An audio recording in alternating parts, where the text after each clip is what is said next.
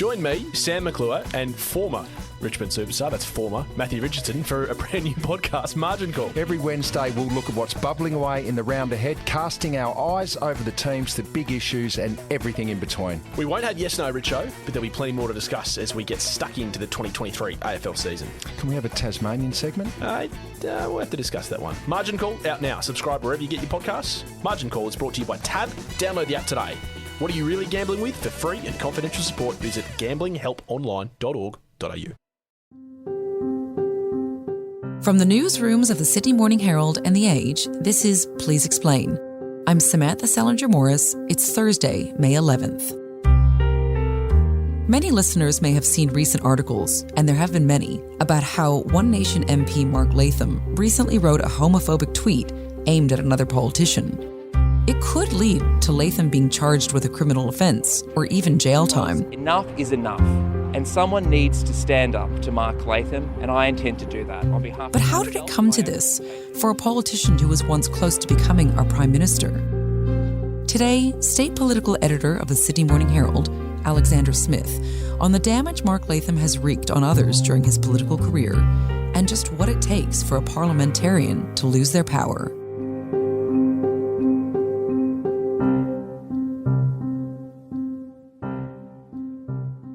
So, Alex, a lot of us have been seeing headlines about Mark Latham, a One Nation MP who's now facing a defamation lawsuit over a homophobic tweet that he sent in March. Can you remind us of what he tweeted and what the fallout was afterwards? So that tweet from Mark Latham, just after the March 25 election, was aimed at independent Sydney MP Alex Greenwich on the back of, I suppose, another comment that Alex Greenwich had made about Mark Latham. This all played out on Twitter, which, as we know, can be a very nasty place. But Alex Greenwich had described Mark Latham as a disgusting human because of an incident that happened during the New South Wales state election campaign, where Mark Latham had spoken at a church event and he was talking about anti-transgender issues. Then some nasty scenes erupted outside and some transgender protesters were injured. Pro-LGBTQIA plus group has accused the far right of being responsible for the violence, claiming its members were targeted while trying to stage a peaceful counter-protest. As a result of that, Alex Greenwich took to Twitter, said Mark Latham is a disgusting human, and that really sparked this fight between the two.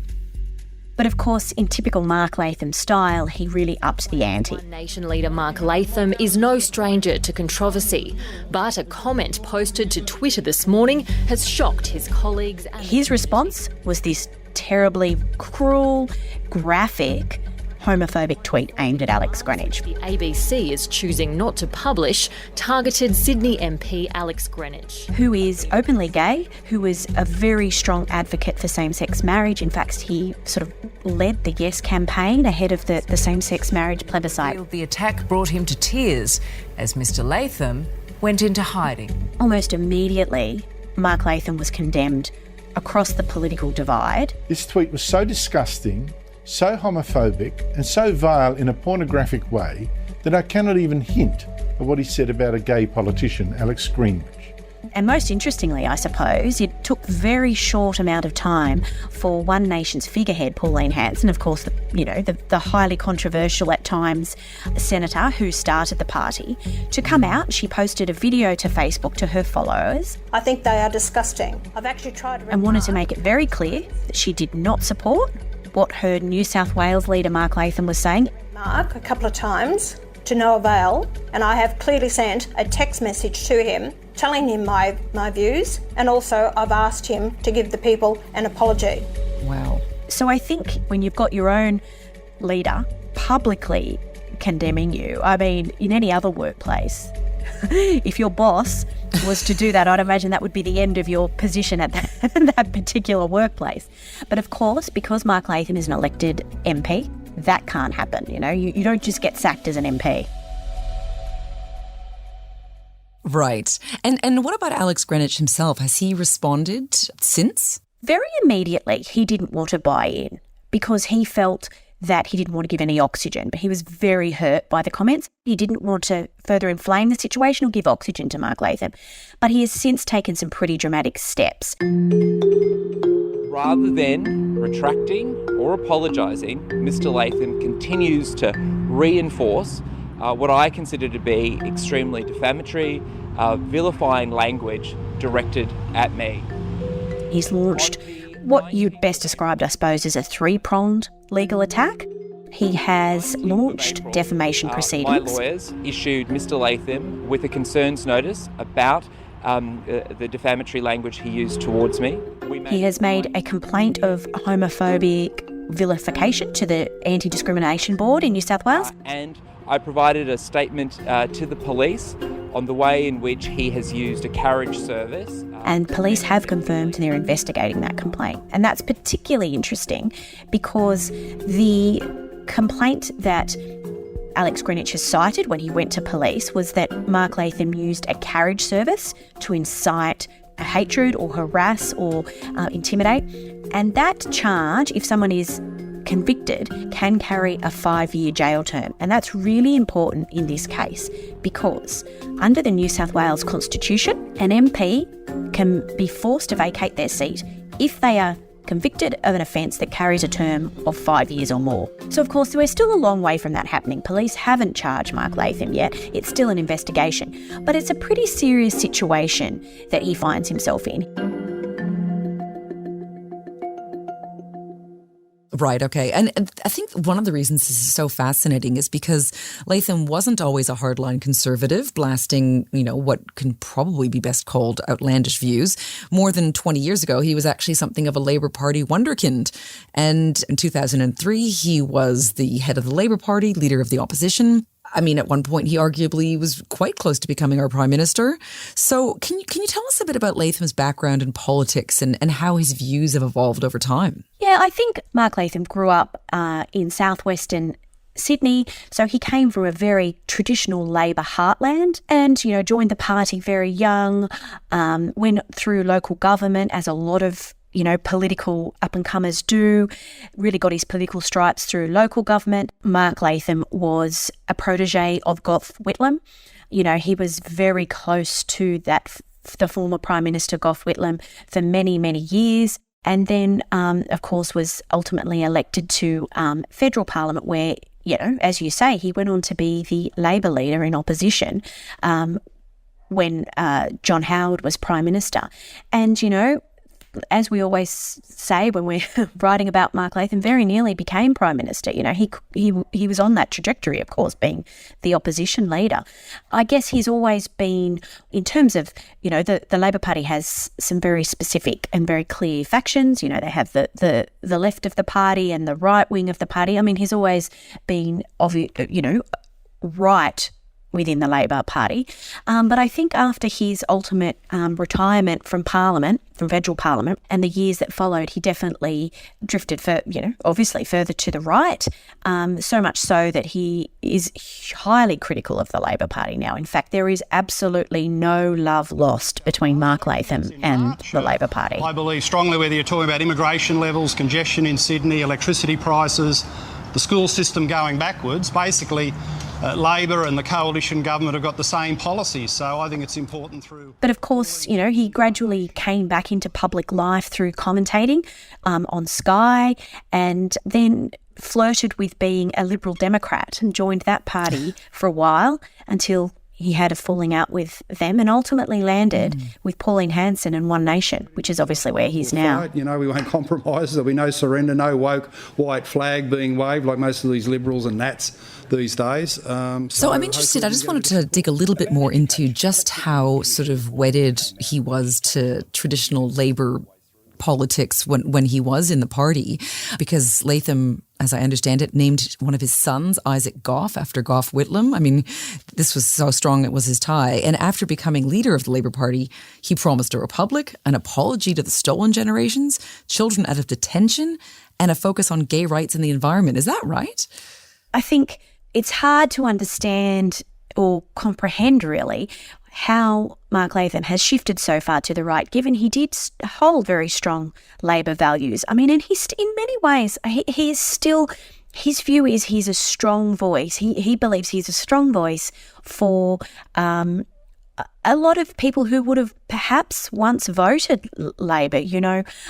people who are probably living in quite disadvantaged in southwestern and western Sydney, you know, people who really once would have been who Labor tapped into, but for whatever reason have shifted away from the party, don't feel like Labor is representing them anymore. And so I think he's captured some of those groups of people who abandoned Labor or felt Labor abandoned them. Okay. And so what do you think has prompted his move so far to the right and to begin in what can arguably be called, you know, politics of hate? Because he certainly has referred to, you know, feminazis and the gay left and colonial genocide fake narrative. You know, these are the sorts of things that he has said over the years. So when do you think his shift began, I guess, to the far right, and what do you think's prompted it? Well, I think he had a very bitter end to his days in the Labor Party, and I think Mark Latham hates very well. And I think part of the shift was just purely driven out of his hatred for his former Labor colleagues. People find this incredible when I say it, but I'm quite willing to be honest about it. In my personal dealings with Mark Latham, if I talk to him when, you know, in the street, in the halls of Parliament, or if I speak to him on the phone, he's always been very decent, very polite, very respectful of me. I mean, on Twitter, he may well have a different view of me and has had, but on a personal level, I've always found him very respectful and very quite a decent person. So it's very hard to then see this strange persona that plays out on Twitter largely, and then also in the chamber of Parliament, where there is just so much hatred. So I do wonder whether he sort of plays into the groups that he thinks he's representing. You know, he tapping in to almost this sort of underclass of angry people, and he is giving them a voice. I mean, this is so interesting to me because what I'm getting from this, and tell me if I've got this right, is that he's actually a very astute political operator. And is it true that he has been referred to by people, you know, within politics as the smartest man in Parliament? Yeah, absolutely. I mean, I think Labor MPs would hate to say this, but they do say it, that they acknowledge that he is probably one of the smartest men in New South Wales Parliament. I guess this is why people get so frustrated and disappointed and angry at Mark Latham, because it's viewed sometimes he just doesn't use his intellect in the most effective or useful way. You know, that said, he does have some very respected almost views around some areas of education. I'm not talking about his focus on gender fluidity, but, you know, he's very, very focused and interested in lifting results in New South Wales schools. And as we know, you know, we've talked about it excessively for many years, results in New South Wales schools are falling. School academic results in the world, not just our state, in the world, over the past 20 years. How do you turn that around? So they're the big things, the big solutions that are needed that Perrottet and Minns will avoid. So I think you get a lot of value for your One Nation vote in New South Wales. So in a lot of ways, he can offer a lot, and has offered a lot to public life and to New South Wales Parliament. But at the same time, often what happens is the anger, I guess, and the hatred towards some groups overshadows his intellect. Absolutely. And so as of last week, I'm interested in this because the New South Wales Liberal leader Mark Speakman has vowed to work with Latham in the new parliament and not block the One Nation MP from securing any extra powers, despite widespread condemnation of Latham's homophobic slurs. So were you surprised by this? And what does it say about our culture that, you know, politicians are still willing to work with him, even in the wake of such extreme actions? I was surprised about this, and I will say the Liberals were very, very slow in coming out to condemn Mark Latham's comments and then have any position on Mark Latham. And I know that this actually very much hurt Alex Greenwich. Alex Greenwich worked very closely with the Liberals in the last government. He was very close to them, and he felt somewhat let down that nobody from the Liberals were prepared to come out and condemn Mark Latham. I mean, you've got to remember you had his own leader, Pauline Hanson, condemning him, but the Liberals were very silent. Unlike the Premier Chris Minns, he won't go as far to say he won't work with Mark Latham in the Parliament. Mark Speakman's view is that Mark Latham was elected to the Parliament, and Mark Speakman should deal with Mark Latham like he deals with any other party, whether that be the Animal Justice Party, whether that be the Greens, the legalised marijuana party. They were all elected by the voters, and so therefore Mark Speakman's view, I guess, is who is he to say I'm not going to work with Mark Latham? And so it's interesting because do you think we should be concerned about, Mark Latham and how powerful a figure he is on the right side of politics in Australia? Because I think a lot of people might sort of look at the really outlandish, quite hateful things he has said in the past and even more recently and think, you can easily scoff at him. But do you think that, actually we should be paying a lot more attention? Well, I think with people like Mark Latham, the reality is he has a very strong voice, doesn't he? I mean, he's elected member of parliament. It's a very privileged position, and he can stand up and use parliament to say all sorts of things. And I think that is really why Alex Greenwich decided to ultimately take a big stand against Mark Latham. So I think Alex Greenwich felt that really, if he was going to really show that this sort of language, this sort of views and thoughts are not appropriate, he had to almost take a stronger stance. And he can do that. He can do that because he is a member of parliament. He has a voice that so many others in his community don't have.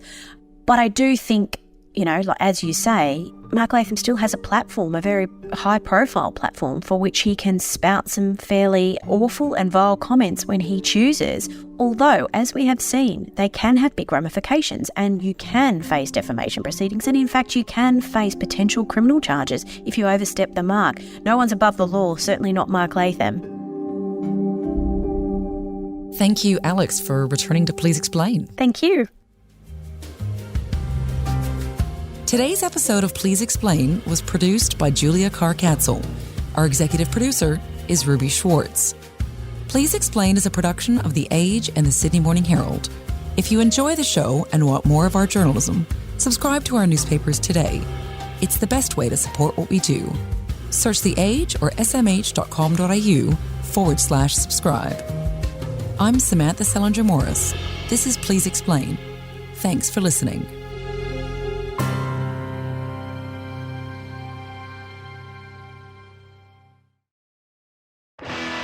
Cars do more than take us from A to B. They're freedom on four wheels. What we drive reflects our personalities, our aspirations, and they even allow us to let out our inner bogan. Hey, Charger. I'm Tim Ross. From Kings of the Mountain to chariots of our city streets, this is the story of cars that made Australia. New episodes are out every week. Make sure you subscribe wherever you get your podcasts. Thanks to Shannon's, insurance for motoring enthusiasts.